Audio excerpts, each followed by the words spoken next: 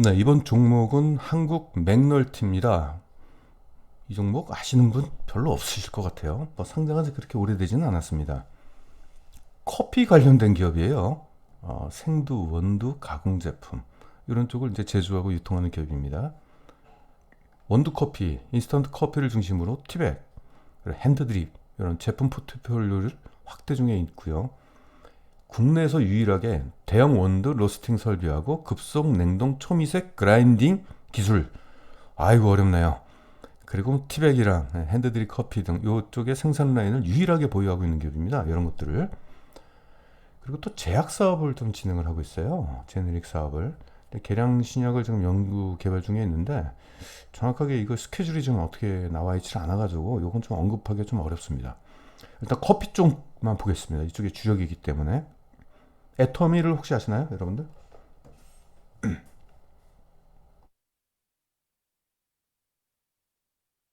애터미가 이게 피라미드 뭐 다단계 이제 업체라서 떤 부분은 좀 부정적인 시각을 좀 갖고 있는데 얘들이 굉장히 큰 회사입니다. 애터미가 국내에서 완전히 성공한 기업이에요. 이게 굉장해요 이게. 콜마 비엔에치 쪽의 건강기능식품도 애터미 쪽에서 대부분이 좀 흡수를 해서 판매를 하고 있고요. 이게 인적 네트워크에 의해서 이 판매가 굉장히 큰가 봅니다. 이게 지금 애터미에 대해서 이제 조사를 안 했는데 애터미가 지금 중국에 진출을 했어요. 근데 국내 시장을 넘어서 중국까지 진출했습니다. 이쪽 경영진들이 좀 남다른 것 같습니다.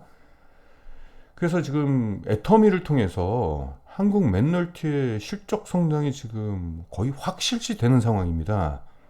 이, 이쪽이 인적 판매기 때문에 그 제품이 어느 정도 구색이 갖춰지게 된다면 그쪽에서 어느 정도의 물량 소화가 나오는가 봐요. 제가 이제 다른 기업을 좀 분석을 했는데 애터미하고 거래하는 기업들이 실적이 굉장히 좋아집니다. 그런 부분이 있어요. 그래서 처음에는 저는 다단계 쪽이다 보니까 약간 좀 의심의 눈초리를 좀 가졌는데 그렇지 않더라고요. 중국 시장까지 진출을 했고 심지어는 중국 시장을 공략하기 위해서 애터미를 믿고 중국에다가 공장, 현지 공장까지 차릴 정도예요. 다른 기업들이. 그 정도로 영향력을 좀 크게 행사하는 그런 기업입니다. 일단 애터미를 통해서 유통 채널이 크게 확대가 됐다는 것이 첫 번째 투자 포인트고요.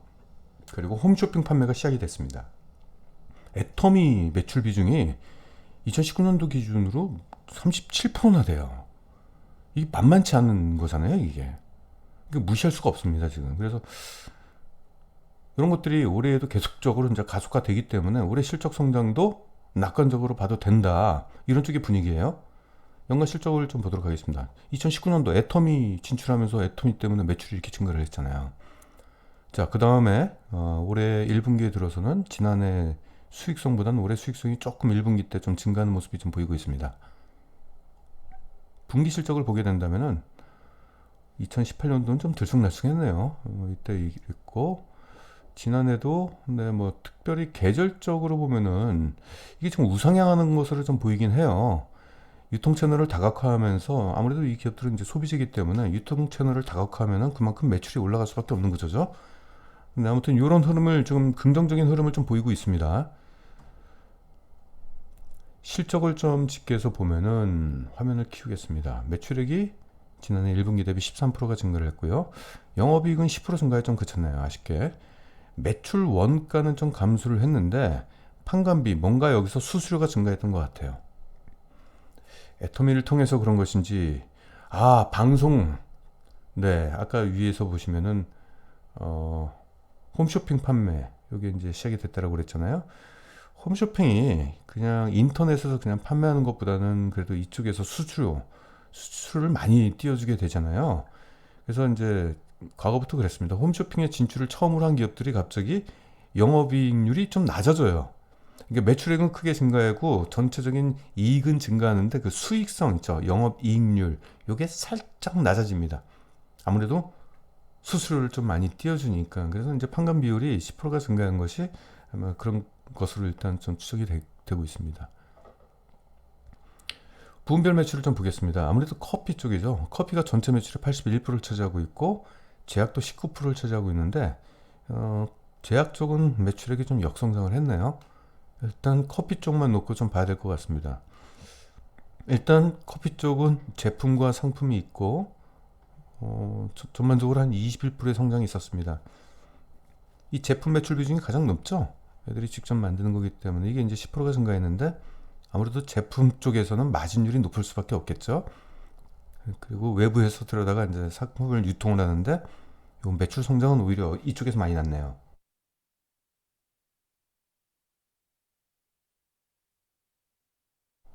주당 순이익을 보시면은 지난해 4분기가 안 좋았어요. 아까 똑같이 현대리바트를 설명했듯이 이 4분기의 실적이 안 좋은 게 오히려 올해는 약으로 작용이 되겠죠. 지난해가 안 좋았으니까 올해는 정상적인 실적이 나오게 된다면 높은 실적 성장이 나오겠죠. 연간 단위로 봤을 때. 일단 이 키높이가 완전히 차이가 있죠. 올해 1분기 때.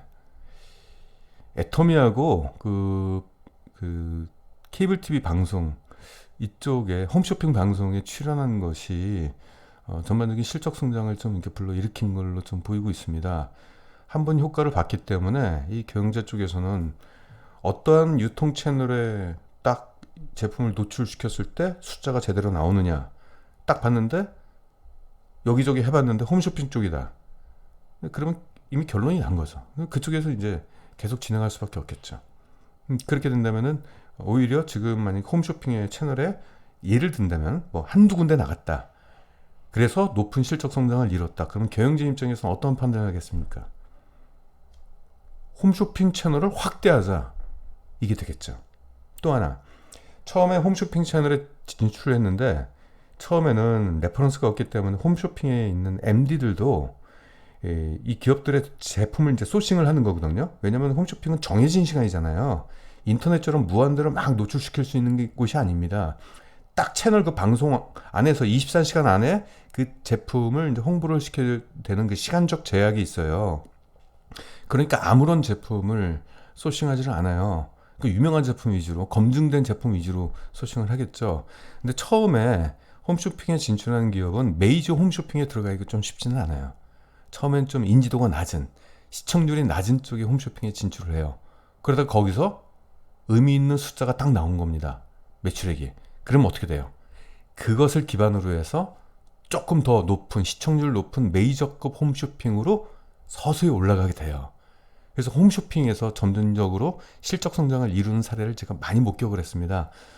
한국 멘탈티 같은 경우가 지금 홈쇼핑에 진출한 게 얼마 되지 않았기 때문에 앞으로 점진적으로 채널 수를 확대한다던가 혹은 메이저 홈쇼핑 쪽에 진출을 해가지고 홈쇼핑 쪽의 매출액을 크게 늘릴 공산이 커 보입니다.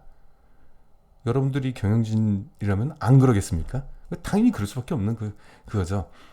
그래서 이 기업은 1분기 실적에서 뭔가 이제 숫자가 나왔기 때문에 이제 2, 3, 4분기에 대해서 성공 전략을 계속적으로 이제 수행을 하겠죠.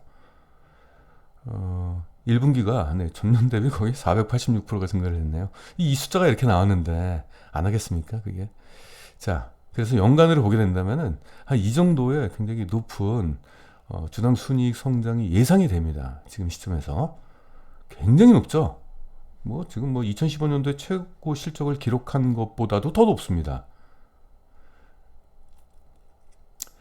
보시면은 근데 제가 주가는요 이 고민이에요. 이 종목은 목표가를 이렇게 정하는 게 목표 피해를 정하는 게 굉장히 좀 쉽지가 않습니다. 그래서 가장 낮은 수치 12로 했어요. 12.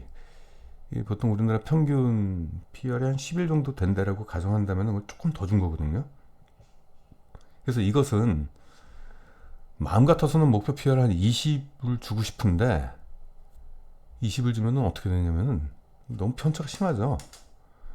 100%가 돼요. 여기까지는 좀 무리인 것 같고 그래서 요거는 목표가 조정을 다시 한번 좀 조정을 해봐야 되겠는데 일단은 12로 일단은 좀 뽑아봤습니다. 12로.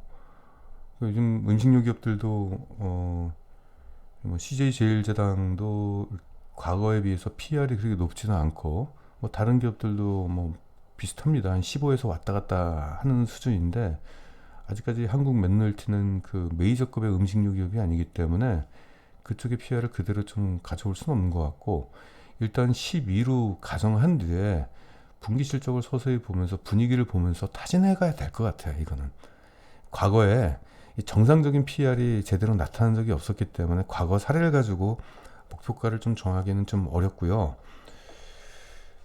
그 HTS에서 얘네들의 경쟁사가 어딘지를 한번 살짝 보겠습니다.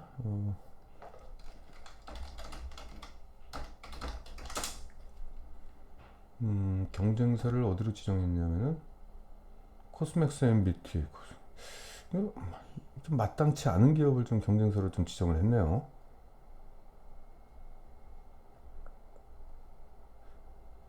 잠시만요. 네, PR도 공통점을 좀 발견하기가 좀 어렵습니다. 그래서 이 종목은 목표가를 제가 지정하기보다는 한 이 정도 수준에서 앞으로 상승 여력이 좀 많이 남아있다. 제가 그냥 최대한 보수적으로 잡았을 때 이제 12로 잡았지만은 15까지 줘도 뭐라 그럴 사람은 없을 것 같아요. 15까지 줘도 한 이 정도입니다. 이 정도. 최근에 이제 주가를 보면은 주가의 흐름이 이렇습니다.